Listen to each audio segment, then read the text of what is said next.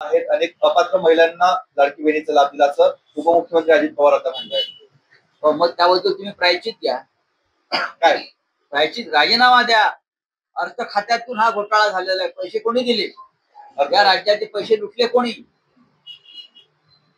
या राज्याचे पैसे तुम्ही लुटू दिले, लाडक्या बहिणींनी नाही तर लाडक्या भावांनी नावं बदलून महिलांची आपली स्वतःची नावं बदलून हा लाभ घेतलेला आहे। हजारो कोटी रुपयांचा, शेकडो कोटी रुपयांचा सरकारी कर्मचाऱ्यांनी हा लाभ घेतला आणि तुम्ही तो घेऊ दिला। तुम्ही छाननी केली नाही, तुम्हाला माहिती आहे, पण तुम्हाला मतं पाहिजे होती आणि अर्थ खात्याच्या माध्यमातून ही लूट झाली संपूर्ण।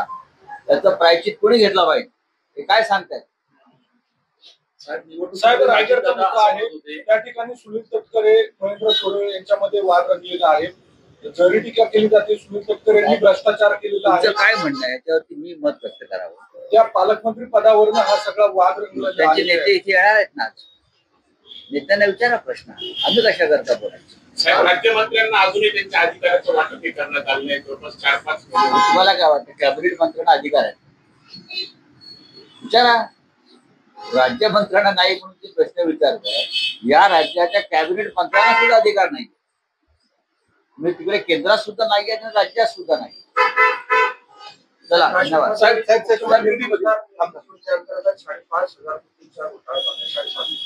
त्याच्यामध्ये शिंदे गटाचे राजेंद्र सोनवणे यांचा समावेश आहे। तर गुन्हा दाखल होऊ नये म्हणून शिंदे गटाकडून पोलिसांवर दबाव आणला। यात नवीन काय? यात नवीन असं काहीच नाही। यांच्या लोकांनी भ्रष्टाचार करायचा, घोटाळे करायचे आणि खरं म्हणजे अंदाज समितीचे अध्यक्ष अर्जुन खोतकर त्यांच्या पीएच्या खोलीमध्ये 2 कोटी रुपये सापडले आणि हे 2 कोटी रुपये अंदाज समितीच्या चेअरमनला देण्यासाठी हा नजराणा आणला होता। तिथे कारवाई झाली नाही तर इथे काय होणार? जालिंदर सुपेकर यांनी 400हून अधिक शस्त्र परवाने दिलेले आहेत। चला हिंदी में सर कुंभ मेळ्याच्या मीटिंग हुई थी। अमित शाह काल म्हणाले 2024 ला पश्चिम बंगालमध्ये भाजप निश्चितपणे जिंकेल। पश्चिम बंगालला ममता बॅनर्जींनी दुष्कर्माचा अड्डा बनवलेला आहे। महाराष्ट्रातल्या सगळ्या ईव्हीएम तिकडे पाठवले,